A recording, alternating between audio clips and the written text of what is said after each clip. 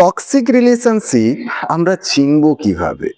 এই কোশ্চেনটা আমি আকসার শুনতে পাই। আচ্ছা স্যার, টক্সিক রিলেশনশিপ বলেন, চেনার কোনো উপায় আছে? হ্যাঁ, চেনার উপায় আছে। টক্সিক রিলেশনশিপ এবং এর সবথেকে ভালো ফর্মুলা হচ্ছে, কিছু জিনিস আছে যেগুলো তুমি চেঞ্জ করতে পারবে না, আমরা হেলিং সেশনে আলোচনা করি, এবং কিছু জিনিস আছে যেগুলো তুমি চেঞ্জ করতে পারবে। তো তোমার উপরে ডিপেন্ড করে তুমি চেঞ্জ করে রিলেশনশিপকে আগে বাড়াতে চাচ্ছ না এখানে স্টপ করতে চাচ্ছ। তো চিনবে কিভাবে টক্সিক রিলেশনশিপ?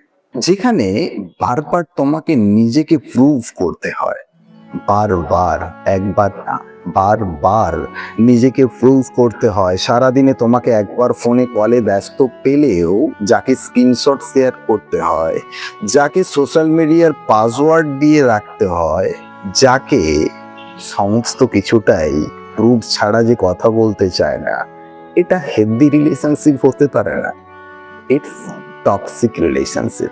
যদি সে তোমাকে রেসপেক্ট না করে কিন্তু বারবার কন্ট্রোল করতে চায়, ভেবে দেখো, রেসপেক্ট কিন্তু সে তোমাকে করে না কিন্তু বারবার কন্ট্রোল করতে চাচ্ছে, তাহলে এটা কিন্তু হেলদি রিলেশনশিপ নয়, এটা রেড ফ্ল্যাগ।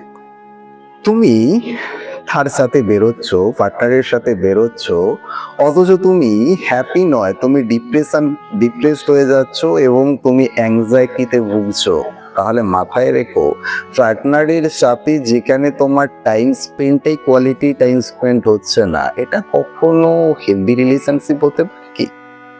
আর যদি তুমি নিজেকে হারিয়ে ফেলো, তাহলে মাথায় রেখো তুমি টক্সিক রিলেশনশিপে আছো।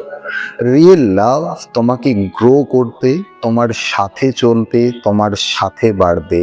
টক্সিক রিলেশনশিপ তোমাকে বারবার ভেঙে দেওয়ার চেষ্টা করবে, তোমাকে বারবার পেছনে টেনে ধরার চেষ্টা করবে, বারবার তোমার ভেতরে যে ছোট ছোট কামিয়াগুলো আছে না, ওটা নিয়ে কথা বলবে।